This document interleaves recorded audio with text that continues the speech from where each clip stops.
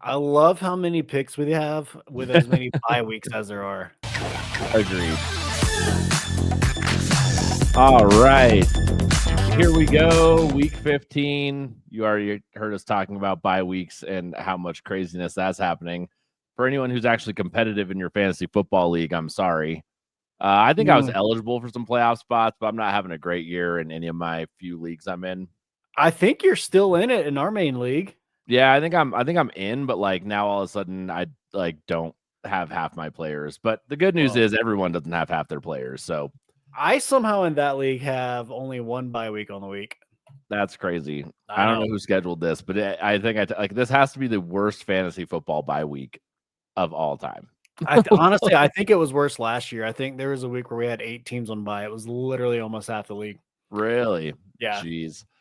Maybe it was 2 years ago. It was something like that. Well, my Broncos are on a bye, so I'll be watching all this other action. We have a ton of picks still. It doesn't matter that there's a bunch of bye weeks. We have picks galore that we are going to dive right into, most of which we agree on. We have one that we don't disagree on, but we don't fully it's a needle we're gonna have to thread for both of our picks to hit, is all I'm saying. I like it. Why don't you kick us off though? You're taking you got a parlay to start with your Falcons. Oh, you got your frat boy parlay. Yeah, baby. I'm bringing the frat boy parlay back. Dude, you weren't here with us last week. Fun fact on 2-leg parlays as a show, we are like 11-4 on the year in the NFL. You're welcome. Yes. So, and that added one last week, but now we're adding a third leg because why not be a frat boy? It'd be great. This parlay consists of Tampa on the money line versus the Raiders. We've got the Falcons plus 9 points against the Vikings, with the Eagles minus 6.5 points against the Panthers. Get you at a nice juicy plus 189. I'm going to make this quick. The Raiders, really, really bad football team, and they're fighting for the first pick. Meanwhile, the Buccaneers are still fighting for the playoffs. And Tampa's offense has been really good. As bad as their defense is, I just don't think their Raiders offense is good enough to take advantage of their defense being bad. So there's that money line. Falcons plus 9. All but 3 games for the Falcons this year have been a 1-score game. Now you have Kirk Cousins going back to Minnesota for the revenge game. He has been absolutely terrible the last 3 games. 6 interceptions and 0 touchdowns. So there's no better time to bounce back for a quarterback than going back to the team that you just had your massive run, the run of your career in. So give me that one. And then the Eagles are just playing lights out football right now. I can't wait to see what unfolds in the playoffs between them and the Lions right now. But the Panthers, they have looked better overall the last 2 weeks. However, I think they come back to reality here. Quinyon Mitchell in this defense is just absolutely insane. And I don't think that Bryce Young is, I do think he's better than he's been the first 2 years, and I think he will continue to develop. I don't think he's going to be able to develop enough this season to keep this within a touchdown in Philadelphia. So Tampa money line, Falcons plus 9, Eagles minus 6.5, plus 189. Yeah, I got the Buccaneers money line in a parlay too, so we'll just keep rolling. I got Bucks. I'm betting this is my parlay of against teams that are just like giving up and tanking at this point because they want Shedeur Sanders. So this is my tank for Shedeur parlay. And maybe it's tank for Cam Ward. I'm a CU fan. I'm going to say it's my tank for Shedeur parlay. So we're going to take the Bucks on the money line. Then we're going to take the Saints to beat the Giants on the money line. Both those teams will be drafting the Raiders, I should say, and the Giants will be drafting a quarterback in the first round this year. Well, who knows the Raiders? They're stupid, so they never. I mean, they'll draft. Fair point. Like honestly, like I love Travis Hunter, but like I would see the Raiders drafting Travis Hunter because they always just take like the big like name talented wide receiver type person. So, anyways, that's mine. You can get that nice minus 101, which is pretty much even money. I don't need much more explaining than the 2 teams they're playing are just straight up giving up. Did you haven't talked about this Falcons team total over? I've not. So yeah, my next pick is going to be Falcons team total over 19.5 for a lot of the same things that I was just saying about the Falcons, man. I just expect Cousins to bounce back big this week. I've got him on a prop as well coming up here in a bit, but Minnesota's defense, they're really good, but that's primarily against the run. Against the pass, they're 28th in yards against, and they're in last place in quarterback completion percentage. So I just expect Kirk to be able to show up, and do his thing a little bit. Bijan, I mean, he's been doing most of his work through the air recently. So even from like a fantasy perspective, he's going to be great there. So I just like Kirk to bounce back here, and I wouldn't be surprised if they put up 24. Prior to his little 3-game slump here, they were averaging 29 points a game. So I like him to get closer back to that number. Oh, I love that. Yeah, no, that's great. I think I'm kind of sticking in that division with my next one. Oh wait, no, I'm not. I'm going to the AFC South, not the NFC South. What am I talking about? Jags at Titans. I'll take the Titans -3 with Trevor Lawrence out for the year. I don't think the Jags have literally one of the worst defenses in the NFL. I'm just going to tease one of your player props there. Please do. Yeah, because I don't see the Jags losing to anyone by less than 3, even if it's the Titans. Dude, so they're another one fighting for that first overall pick. Yeah. So I don't know, man. I just I don't see that happening. It felt really obvious to me. I think I saw it at 3.5 a bunch. So the fact that it's at 3, I don't know why it's coming down, but I'm gonna take it. I would take it at 3.5. I might ladder this up to a touchdown. Yeah, honestly. Absolutely. And we'll talk more about that game here in the props here in a bit. But yeah, I love that pick, and I love laddering it as well. Nice. Well, the next pick, we're both picking this. We both have picks on this Chiefs game, so we're not contradicting each other. We just have a needle to thread here. So why don't you start? Yeah, dude, for me, it's kind of simple. If you remove every Chiefs game that has been played this year, if you end the game at the 2-minute warning, the Chiefs have the worst record in football. I think that is eventually going to catch up to them. We saw it happen. I think was it 2016 with the Raiders? Like they started the season 9-0. It was the same year the Falcons had their run. And then the next thing you know, they're fighting to make the playoffs. I don't think the Chiefs are that bad here, but I do think that they have won more games by a shoelace than they deserve at this point. Oh, yeah. They've already beat the Chargers once, and I think the Chargers are going to get a little bit of a response game here, division game. They've kind of shifted more towards the pass. Maybe Quentin Johnson can remember how to catch a football again. I don't know how it happens, but I just don't see the Chiefs being able to continue to win the way that they've been winning. And this is one of the better teams that they've played this year. So at plus money here, it just seems like it's worth the risk of the value there to get it at plus 170 for me. So give me the Chargers on the money line there. Yeah, I agree with everything you said. I just don't see the Chargers winning by that much. I also just the Chiefs can't cover. I've just decided to bet against the Chiefs covering like I did 2 weeks ago. So my parlay is the same game parlay. The Chargers give up less points per game, like it's like 15.7 than anyone else in the NFL, and it's like by far. They held the Chiefs to 17 last game. So I got the Chiefs under 28.5 plus the Chiefs plus 3.5. So I got the Chargers winning a close one or the Chiefs winning but not covering. And the Chiefs under 28.5 points. So I get a nice I forgot to put the juice on here. That comes out to a nice minus 105 for us. I don't hate it at all, man. Like, I mean, you're right. Like the Chiefs defense is insane right now, giving up 15.7 points a game.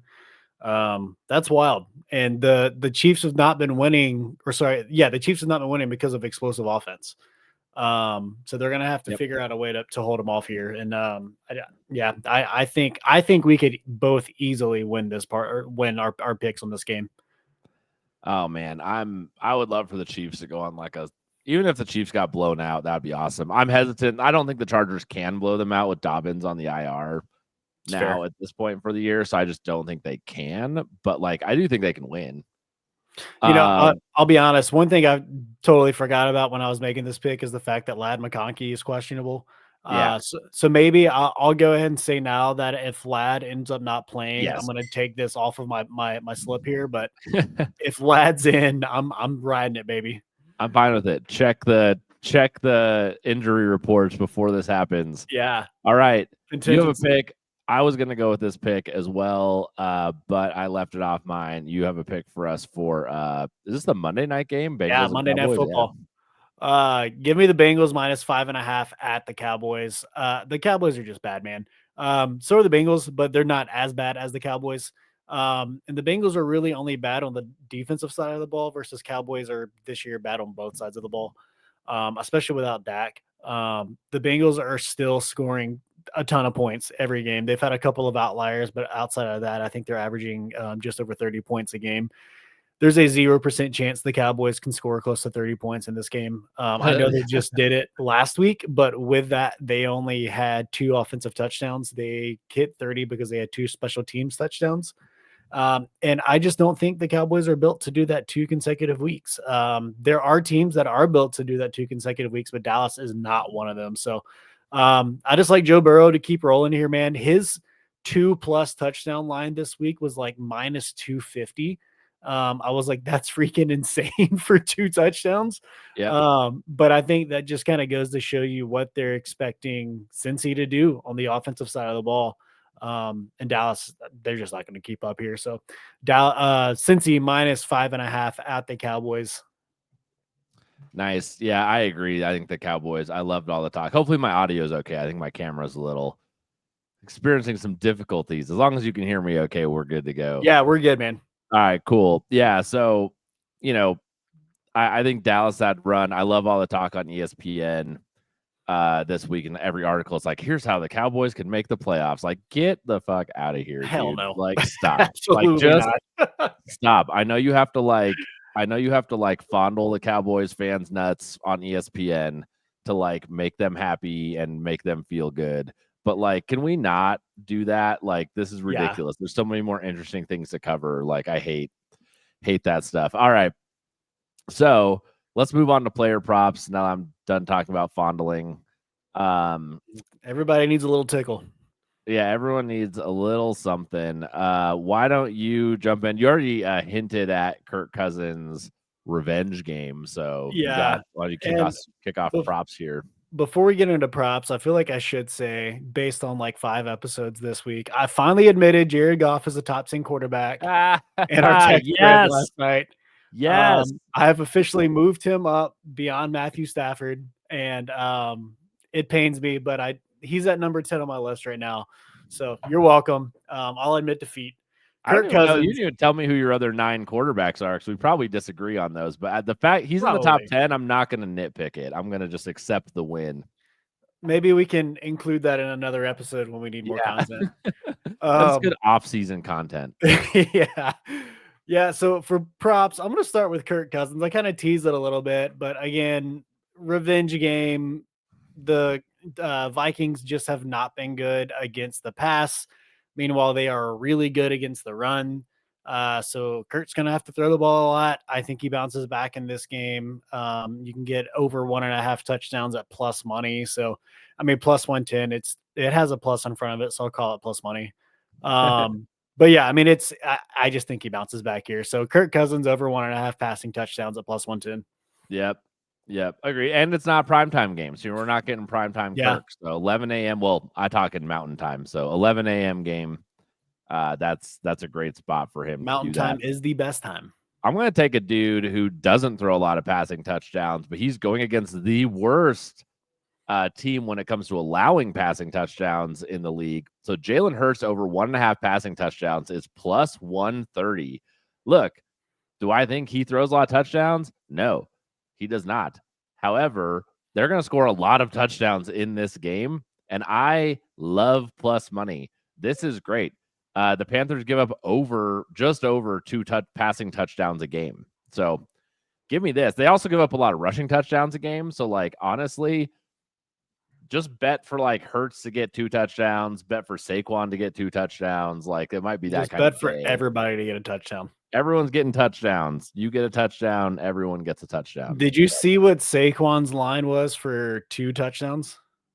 No. Was it even money or something? I think it was plus 125. That's stupid. That's a ridiculous bet. I like mine much better. Yeah.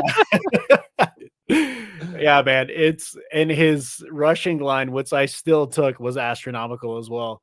We've just hit the point in the year it's hard to find value because they've really locked in on a Yep. lot. The books really lock in on a lot this time of year.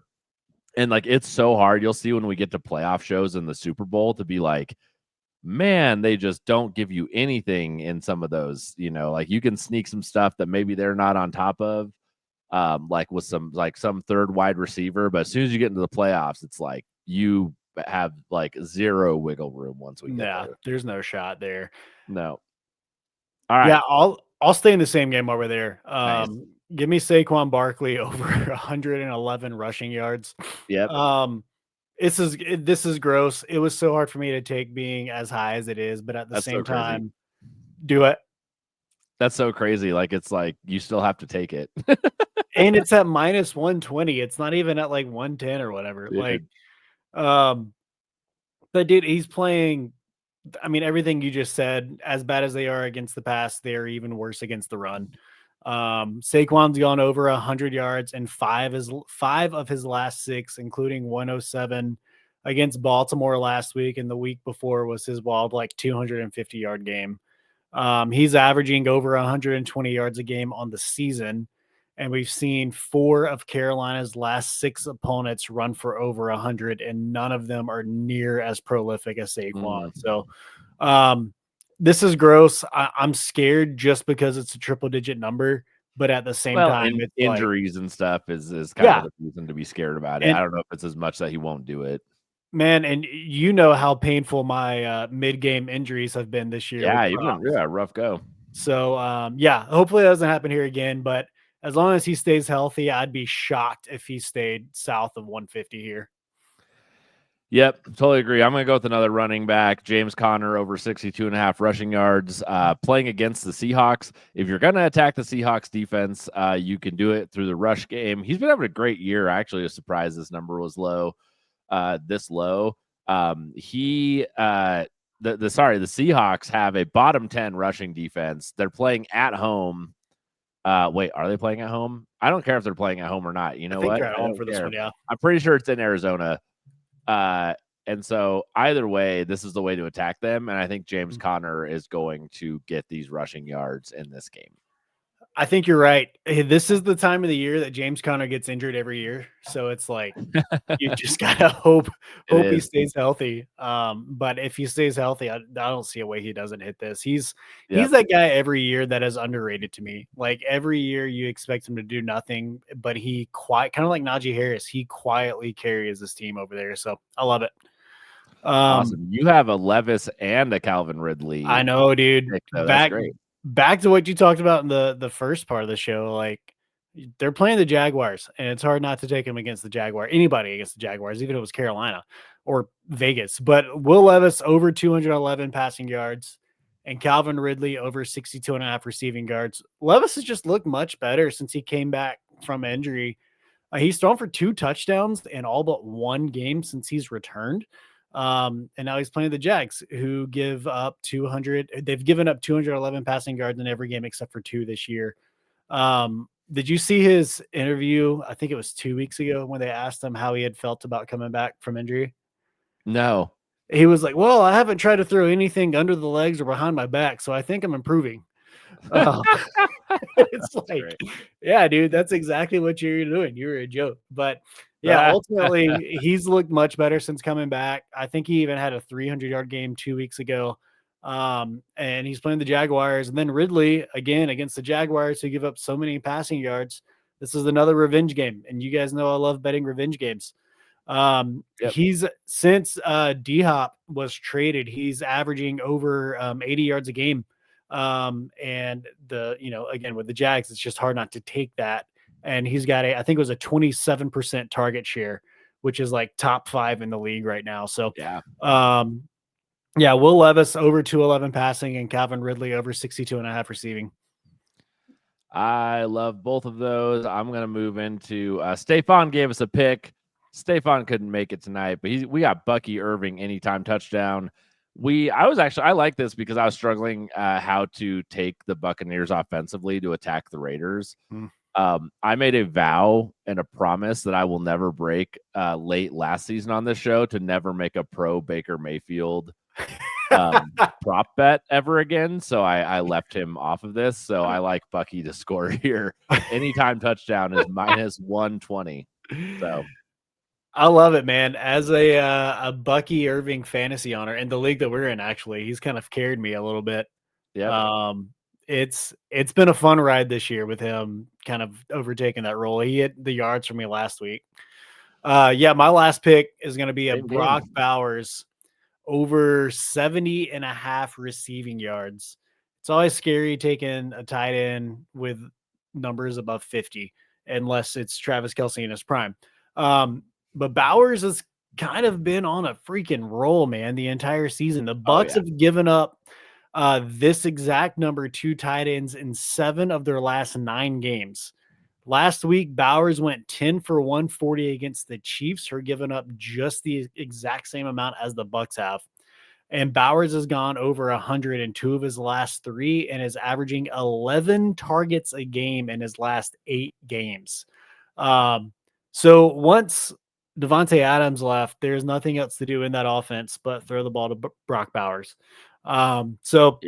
Yeah, man, fire him up 70 plus. Honestly, I think that's my favorite play on the week. I don't know what you mean, man. They have Amir Abdullah on there in their backfield. Like they have a killer elite run game. I think they've had 6 running backs touch the ball this year. Yeah, I personally can't wait for the Raiders to botch the handling of Brock Bowers' talent, and he goes out of our division in like the next 4 years would be great. Dude, as long as he's not a wasted talent on a bench, I don't care where he Nope. goes. But major Bowers fan over here. Agreed. All right. You have reached the part of the show where we run things down. We have some NFL game picks for you, followed by some player props. Don't forget to follow us on YouTube and go download the podcast. You can also follow us on Instagram, X, TikTok, and all of those lovely places. Mike, why don't you run down your game picks? Yeah, let's kick it off with the lovely frat boy parlay here of the Buccaneers money line with the Falcons +9, with the Eagles -6.5 at +189. Give me the Falcons team total over 19.5. The Chargers on the money line against the Chiefs for some more plus money at 170, and the Bengals -5.5 versus the Cowboys at -108. Love all of it. Jags. I got the Jags at Titans. Titans -3. I'll take a little parlay between the Bucks money line and the Saints money line. We've been killing those little 2-leg parlays this season.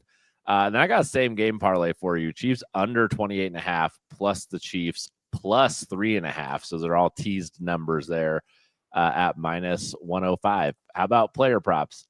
Let's go Kirk Cousins over 1.5 passing touchdowns at +110. Will Levis over 211 passing yards. Calvin Ridley over 62.5 receiving yards. Saquon Barkley over 111.5 rushing yards. And wrapping it up with Brock Bowers over 70.5 receiving yards -120. Rad. I got Jalen Hurts over 1.5 passing touchdowns. And James Conner over 62.5 rushing yards against the Seahawks. Stephon chiming in here from his lovely Friday night, wherever he's at. Bucky Irving, anytime touchdown. That is it, everyone. We will talk to you later. Go check out the College Football Show.